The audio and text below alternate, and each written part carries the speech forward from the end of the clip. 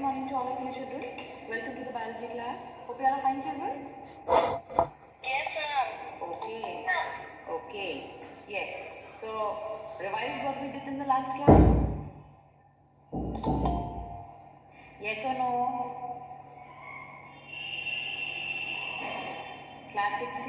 Revise what we did in the last class. Yes or no? Yes, ma'am. Okay. Good. Yes, ma'am. So, shall we proceed further now? Yes, ma'am. Okay, in the last class we talked about the adaptations of the animals that live in the mountain region. Yes, and we discussed about different features that they have developed because of which it is easy for them to survive in that cold climatic conditions. Yes, now and you should not forget that we were talking about the subcategories that fall under the heading terrestrial habitat. So what was the first one that we did in that? And deserts. Okay, very good. Yes. What was the second one, children? Mountain ranges. Mountains. Okay, fine. And what about the third one? Grasslands. Grasslands. Yes. Of course, we'll be talking about the grasslands. Yes. So today we are going to talk about, as you can see on the board also, adaptations in the grasslands. Okay. Now, children, as we have talked about, see, whenever we talk about the adaptations, first we need to know about the difficulties. That what adaptations we need, because of which difficulties. So in desert we saw that there was a very hot temperature, then sand was there, very difficult to move and this and that. Yes, then scarcity of water. These were the main points. Then when we talked about the polar regions or we talked about the mountain regions, here we see that the temperature is very cold. Yes, and then it is difficult to walk on the snow, and then because of the snow, because of the cold climate, it is difficult for the animals to survive. So they have found out their own ways.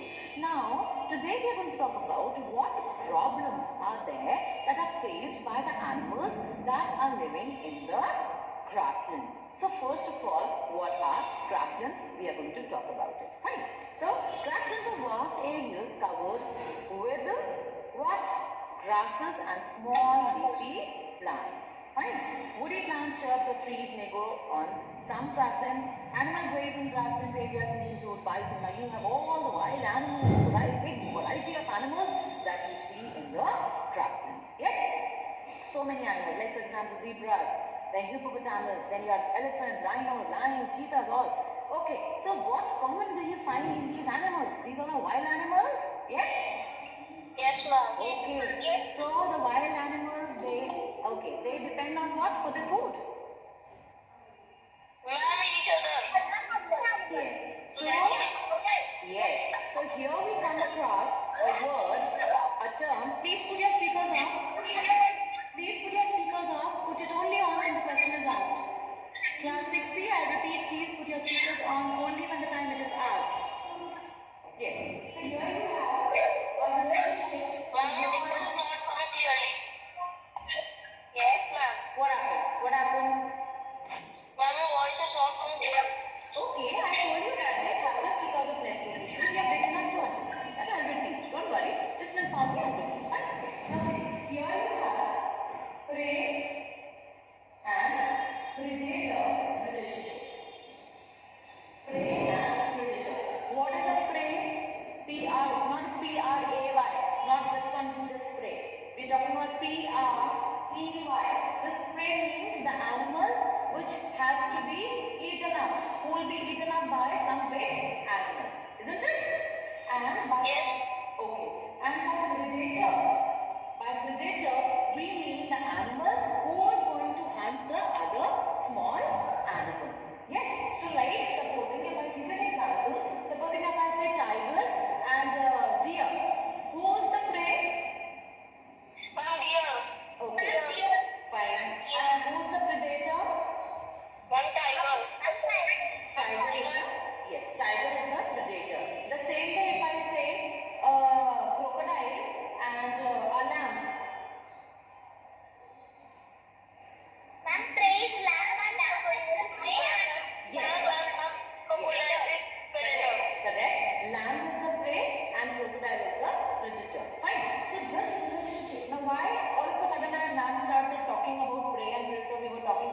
nicely about grasslands. See, because here I want to create a link so that you can understand it well.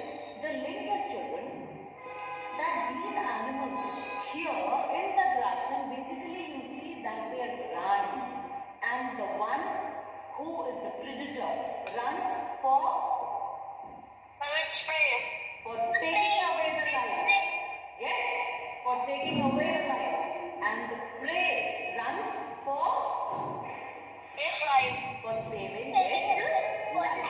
So here basically the animals that you see are very good. Very good runners. The animals are very, very good runners, and if they are not, then their survival will be a little bit difficult. They have to run for food or for their life. Right? So that is why this term should be there in your mind when we discuss in the other topics. Fine? Okay. So now, and what about herbivores? First tell me what are herbivores? Okay, just wait, please. 6 feet, please wait. Before we proceed with the class, I'm telling you for the last time that later anyone's entry after 11:02 or whatever is the timing of the class, not more than 2 minutes after the class. Please remember that. It's not your own wish that anytime you can come and you can join, you can leave. It's not like that. Please be on time to attend the class. Fine? Okay, yes. So we were talking about what are herbivores? Come on, quickly tell me. The animals that eat plant The animals that eat plant and the plant products. So basically the herbivores which will be present in this area. Now see, they are wild animals, but it's not that wild animals, they are always carnivores. They can be herbivores also. Fine. Big animals and they can be herbivores. They do not depend on the flesh of other animals. So the animals which are present here, they need a lot of grasses. They need a lot of plant product. Yes? They depend on that. Yes, they depend on that. Okay, so these animals grow better, they grow well, they can live nicely because they get a lot of plant product to eat. Fine. So the first one is they are herbivores such as deer, bison, flat-top and white teeth. So what type of teeth do they have? The teeth which they have. Now just think of the cow. Teeth are flat and they are well developed for eating the grass. Now they need to cut like this. Yes? Those depend on the flesh. They have well developed canines, the side ones. Yes? Just move your tongue. Just look at me. Move your tongue like this. This tooth which is here on the side, is it a little pointed? Yes, ma'am. Yes. This is canine, and canines are well developed because these are the ones which are going to tear the flesh. So these are well developed in case of the carnivorous animals, like you see in the tigers. They are very big. Yes. If you draw the picture of the tiger, you draw these two teeth here coming out. Yes.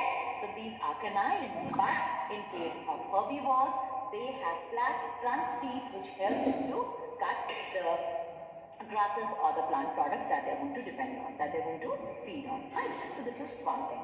Then the eyes. Now generally they have the eyes on the side. Now these are the adaptations which we are talking about. They are good runners, I told you. Then the herbivores, when we talk about, they have flat teeth so that they can easily cut whatever plant product they eat. Then if you talk about the eyes are not placed in front but they are placed on the side, and because it is on the side, they will have a proper view. All the time they are alert. Yes? Have you seen animals doing like this? Yes? It is because they try to be alert. They try to keep seeing that if there is any animal around, any predator around that can hunt them. So they always try to be very alert. Fine. So what you can do, take your pencil in your hand and quickly underline the sentences or the words that I tell you so that it is easy for you to learn. The first one is, write down, underline, white teeth in the first one. A writes the A1, A point, white teeth. Then, long ears. What are these long ears going to do to him? Ma'am, here the voice of Yes. Even, let's see, have you seen a tiger when it comes? Very slowly. Yes. Does not make sound so that the deer is not able to understand. But they have so nice hearing sense. They are always alert. Long ears are there. They are able to hear very feeble, very small little sound. And they come to know that yes, animal is around and they start running for their life. So, underline long ears.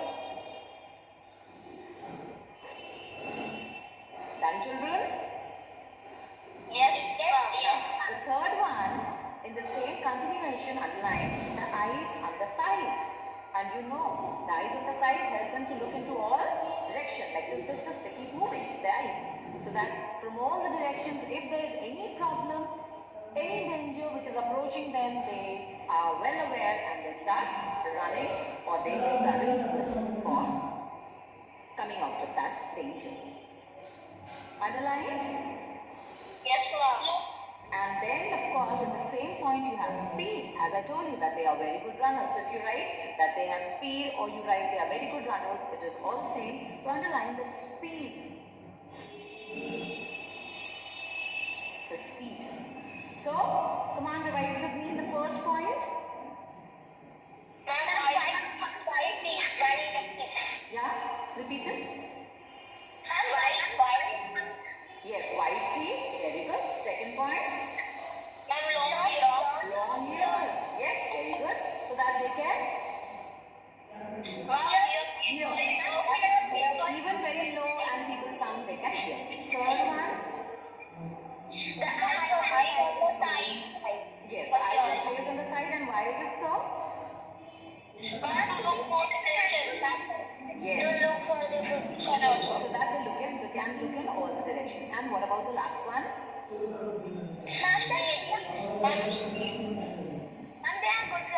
are good runners or they have speed. So that, and both the cases, the ones who are prey, they run for their life and the predators run to catch their prey for the food. Is it clear? Is this clear, everyone? Yes, ma'am. Any problem? Oh, ma'am. Okay, so the next one is these animals. Now the next one, see these were the subparts of the first one. Right? Now the next one is that they live together in groups. Have you seen the movie Lion King?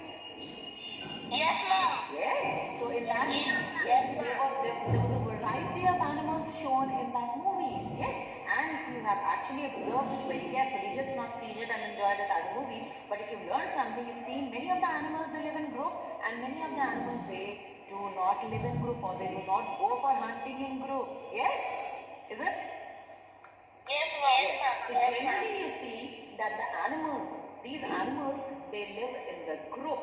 Okay? And this is how they protect themselves. How they protect themselves? They are in herds or different name is given, and they live together, and whenever any danger is approaching, whenever any predator is trying to hunt them, they all together, they unite and they fight the animals. So this is how these animals that live in group, they are generally safe. Because the other animals, they do not dare to harm them. Because of course, see, one person who's very brave, but if gets surrounded with 10, whom do you think will be more powerful? Ma'am, 10%. The 10 together. Yes. So, the same way the animals that live in group, they are well protected by the other, they are well protected because they are united, they live together. This is how the other animal does not dare to harm them. Is that clear? Yes, ma'am. Yes. Now, the next one, now we've talked about the herbivores. Yes. And now we are going to talk about the carnivores. Just a minute, children.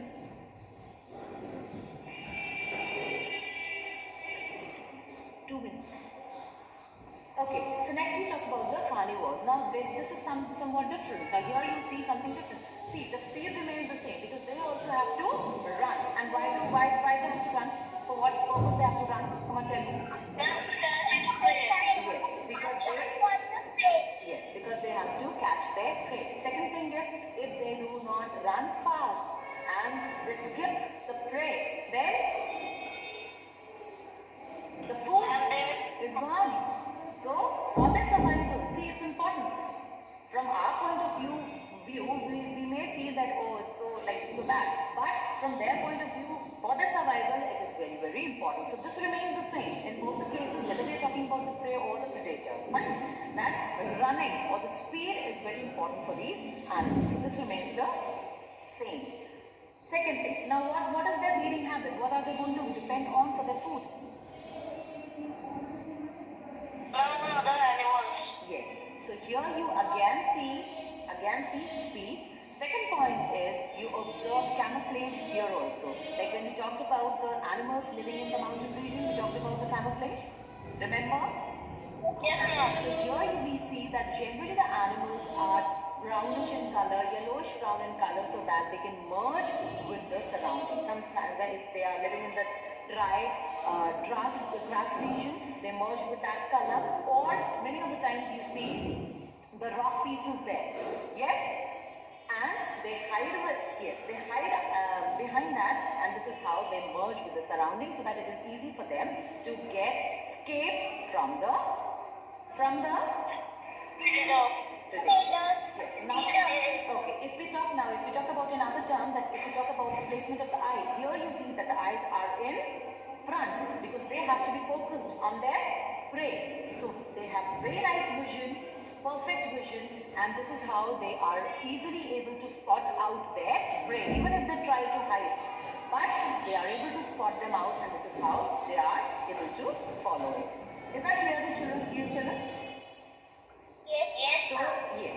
So if we talk about the carnivores, we see that they feed upon the flesh of the other animals.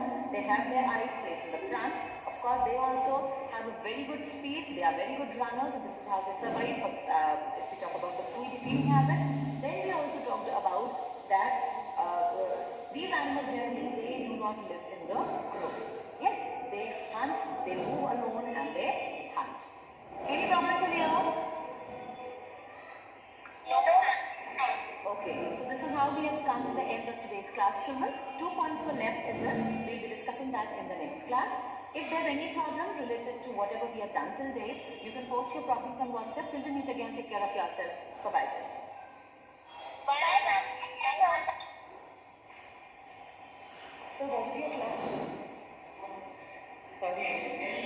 I've done so.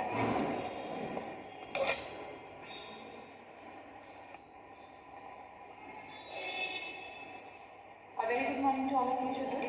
Welcome to the biology class. Hope you are fine, children. Yes, ma'am. Okay. Okay. Yes. So, revise what we did in the last class. Yes or no? Classic C. Revise what we did in the last class. Yes or no? Yes, ma'am. Okay. Good. Yes,